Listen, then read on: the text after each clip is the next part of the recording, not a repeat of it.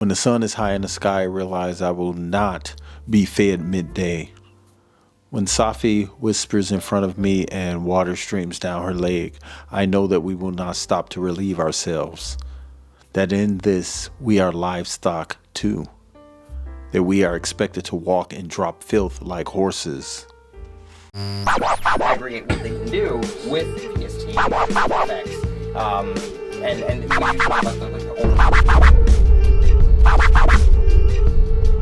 Greetings and welcome back to my channel. My name is Brett Bonner and I'll be your tour guide for today.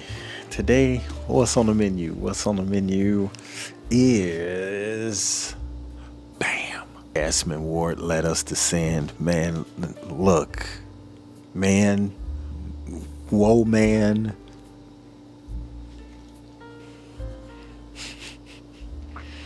This was one of those novels. I'll just say that.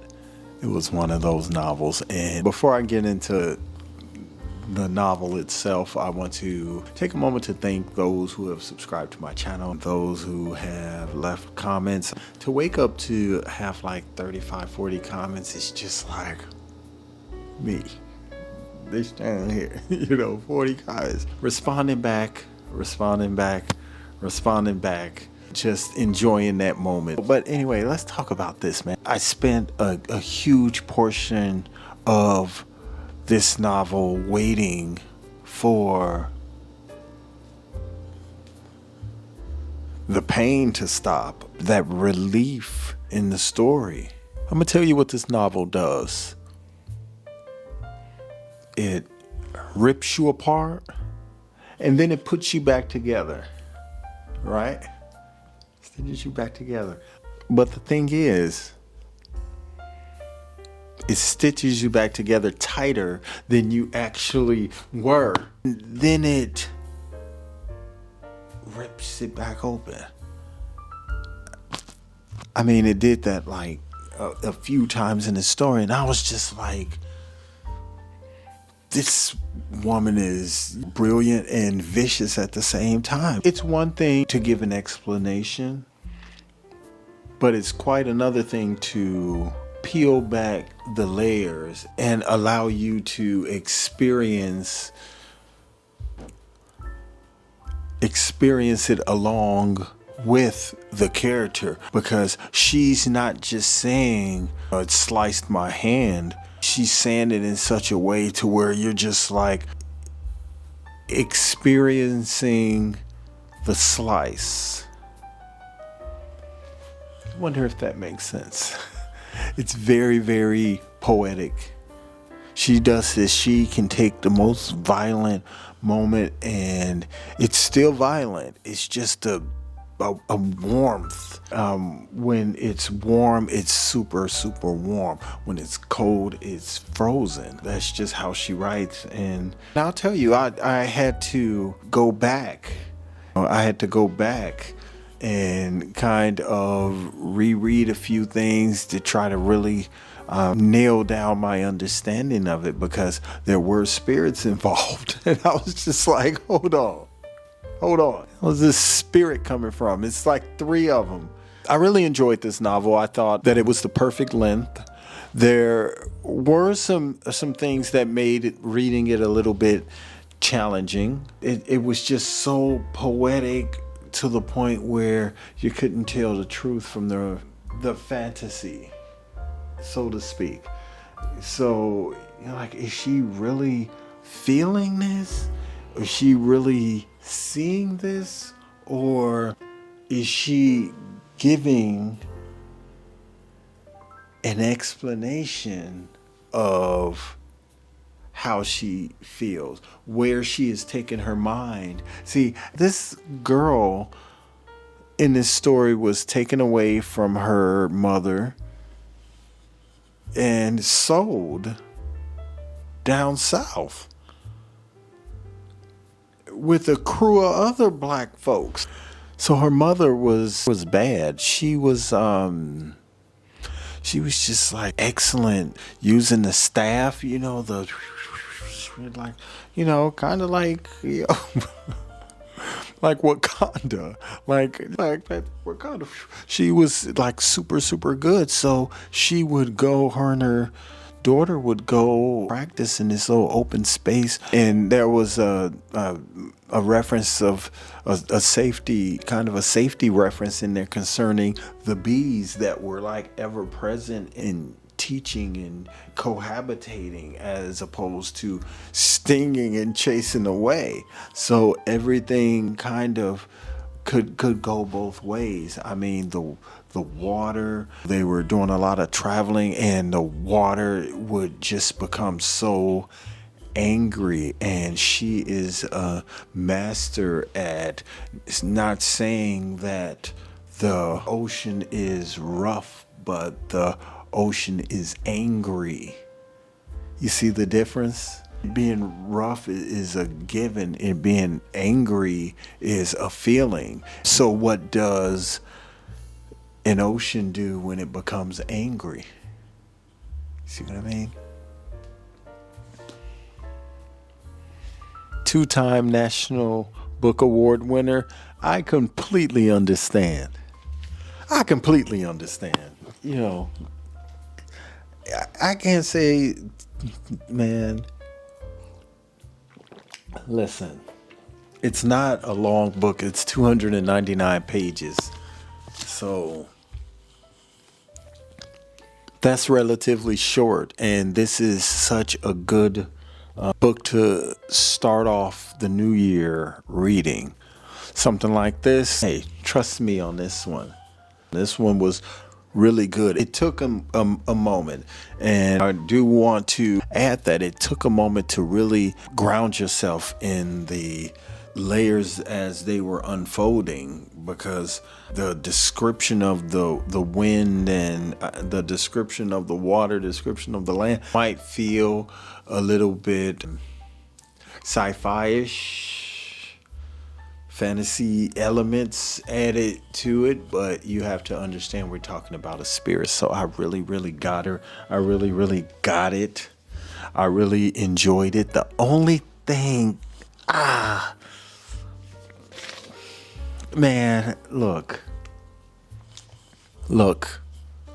I'm all for great writing.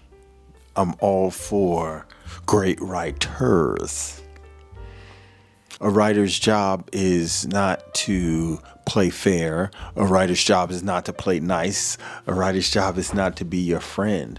In fact, the writer's job is to make you hate them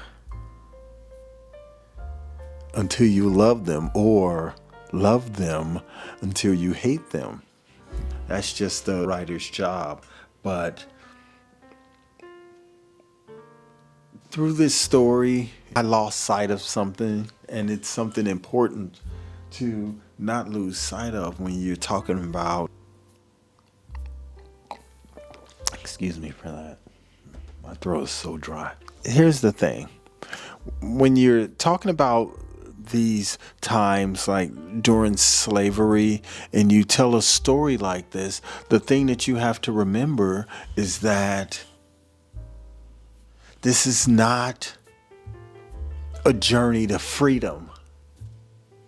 You know, it had so much poetry and sisterhood and togetherness, because the women were strung together by rope. The men were enslaved together by iron, and they're traveling. It seems like forever, like hundreds of miles. Their feet are hurting, their feet are terrible. There's some scenes where, you know, there's death happening, and it's just when I got the thought, it was when she spoke on it.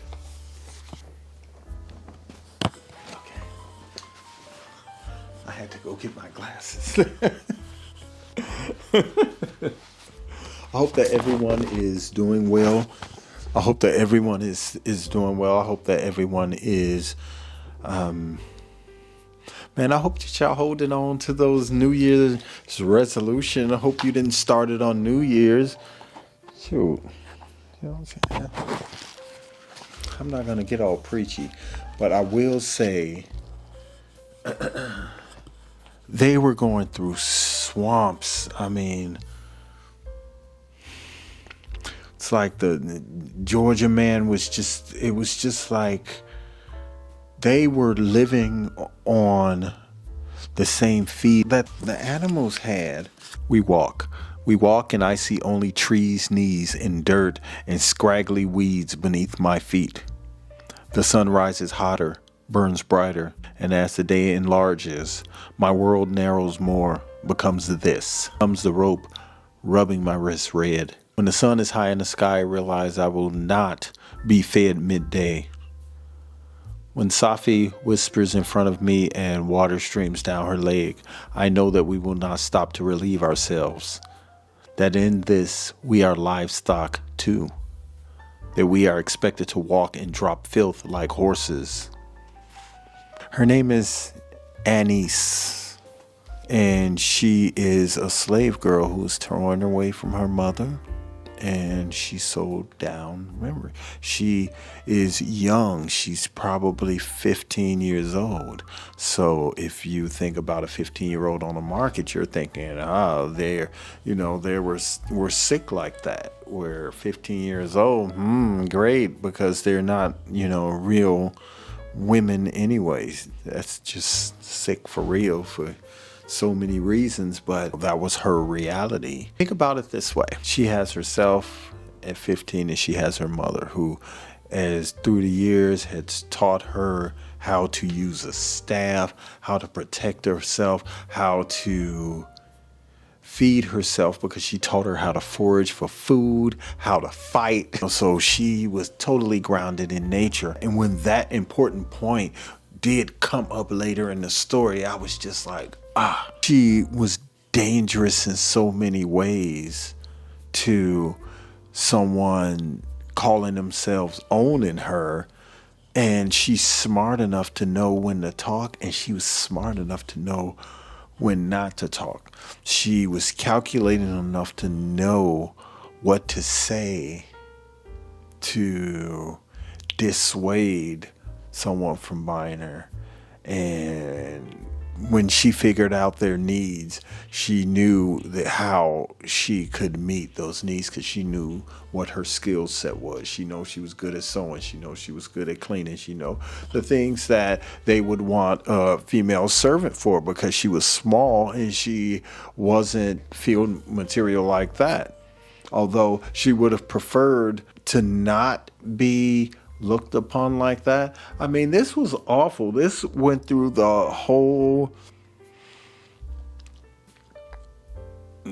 slave circuit, because they traveled, they were stolen, they traveled, they were eventually cleaned up and classified. They were weighed and named, and it's almost like they were becoming slave citizens, Don't get mad at me for saying it, because that's how she wrote it. And it was shocking. It was completely shocking. And you just find yourself reading this and you're just like, this has so much real in it. It was as if she lived it. That's how descriptive she was. The story that she tells in this is a parallel to Dante's Inferno.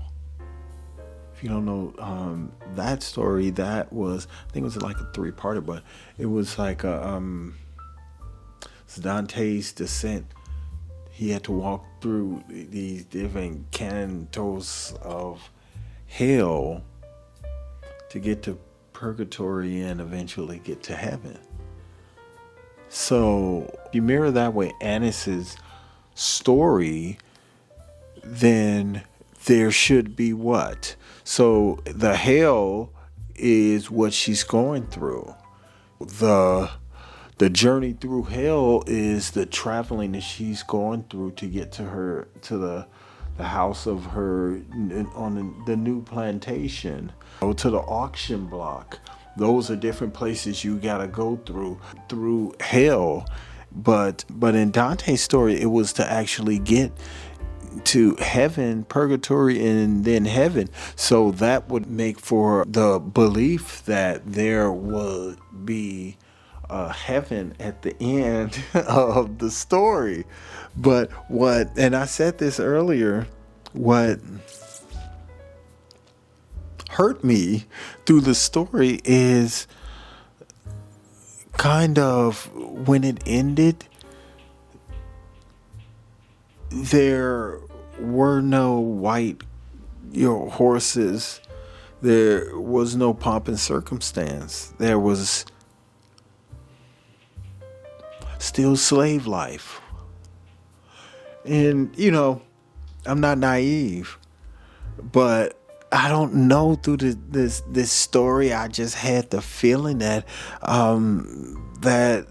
it would be an upside. Yeah, there's the upside of not being dead. That's like the only upside. So it was rough in that respect. It was a lot of layers. Like I mentioned before, there were a lot of layers in this story. So it was not very easy to tell it. And she did an amazing job and covered a lot of ground in 300 pages. So I enjoyed it. I thought it was really good. I gave it I gave it 4.5 stars. 4.5 stars. Yes, I loved it. I thought it was amazing. I may read it again, but I'll tell you right now, I gave it 4.5 stars. So that's that. Okay, so that's my review of Jesmyn Ward's Let Us Descend. I'll tell you like this. This is one of those novels that's so heavily etched in the poetry factor. It's almost like it's madness to read this, because it's so beautifully written. It's almost like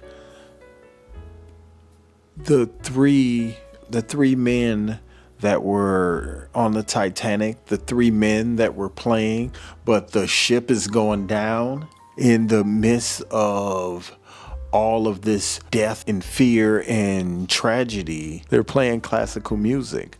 That's how it felt to read Let Us Descend, because the woman didn't have any peace. It's almost like she didn't have any peace. It was very, very sad. She had moments of happiness, but it's really just her and her mom. So she ended up cohabitating on the rope with other women who helped each other through across rivers and such, where you had to learn how to survive, time your breaths, just like this whole journey through this swampland, this terrible swampland on the way down south. So it took them all the way to the slave market, and then all the way deep down south where they were sold to what? Cruel masters. Great. So when you beat someone down with this type of trauma, can you please throw a nugget of true happiness in there? Yeah, there was that one thing, but it's almost like it leaves you feeling that nothing is gonna go right, no matter what. It's almost like finally getting a good night's sleep in prison. Oh, you wake up and you're still in prison. That's how I felt for the woman in this story, who has a relationship. She has 2 relationships. And the 2 relationships are very, very different. That's all I'm going to say. That's all I'm going to say. But I really love this novel. I gave it 4.5 stars. And I think if you picked it up, you would love it too. So that's what's up. So now that I'm finished with Jesmyn Ward, what I want to do is I picked up some more books. 3 more books that seem pretty interesting. One is by Elizabeth Berg. It's called talk before sleep. They met at a party. It was hate at first sight. Ruth was far too beautiful, too flamboyant. Not at all Anne's kind of person, until a chance encounter in the bathroom led to an alliance of souls. Soon, they were sharing hankies during the late showing of Sophie's Choice, wolfing down Sundays sodden with whipped cream, telling truths of marriage, mortality, and love, secure in a kind of intimacy no man could ever know. Only best friends understand devil's food cake for breakfast when nothing else will do.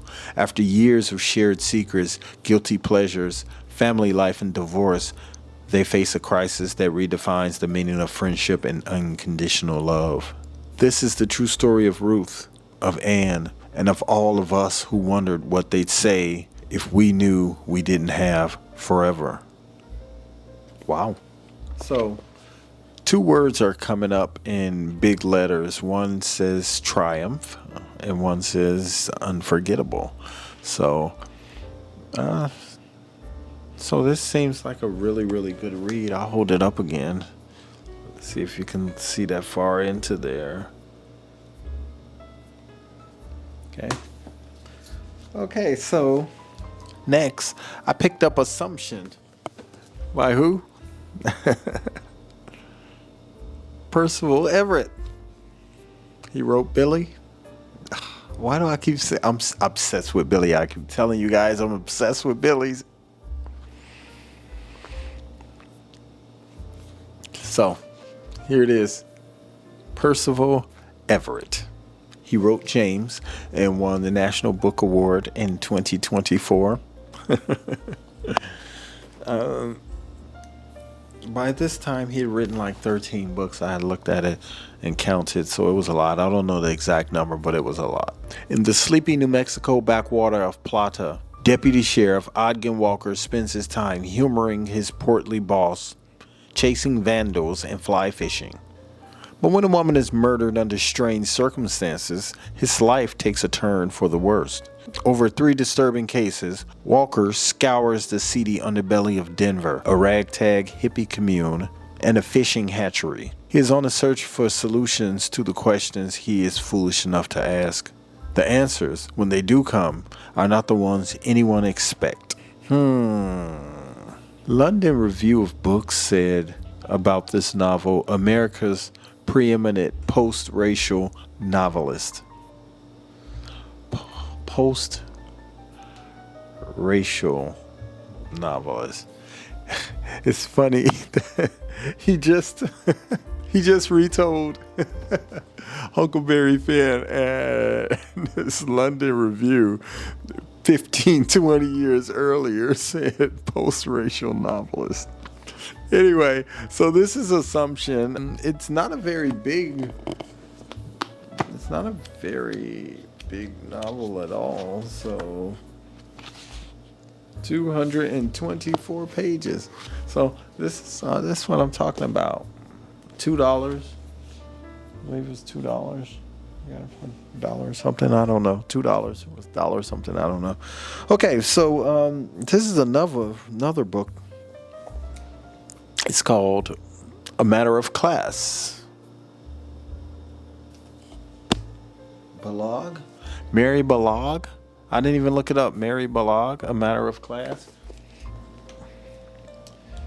Yeah, I say it. Brother's broadening his horizons. All right? Brother's broadening his horizons. Okay. Richard Mason is wealthy, refined, and by all accounts, a gentleman. However, he is not a gentleman by birth, a factor that pains him and his father, Bernard Mason, within the Regency Society that upholds station over all else. That is, until an opportunity for social advancement arises, namely, Lady Annabel Ashton, daughter of the Earl of Cavencroft, a neighbor and enemy of the Mason family. Annabel finds herself disgraced by a scandal, one that has left her branded in damaged goods, besmirched by shame. The Earl is only too happy to marry Annabel off to anyone willing to have her. Though Bernard wishes to use Annabelle to propel his family up the social ladder, his son does not wish to marry her, preferring instead to live the wild, single life he is accustomed to. With this, Bernard serves his son an ultimatum: marry Annabelle or make do without family funds. Having no choice, Reginald consents and enters into a hostile engagement in which the prospective bride and groom are openly antagonistic, each one resenting the other for their current state of affairs, while their respective fathers revel in their suffering. So begins an intoxicating tale of rife with dark secrets, deception, and the trials of love. A story in which very little is as it seems. Okay. So, a matter of class. There's nothing in here, there's nothing in this novel that appears to denote the time period, but you can tell it's old.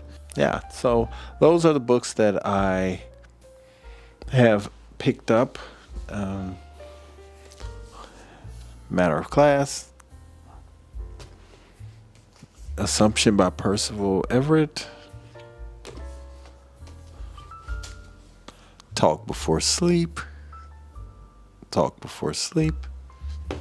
and Jesmyn Ward's Let Us Descend. This is how I feel, though.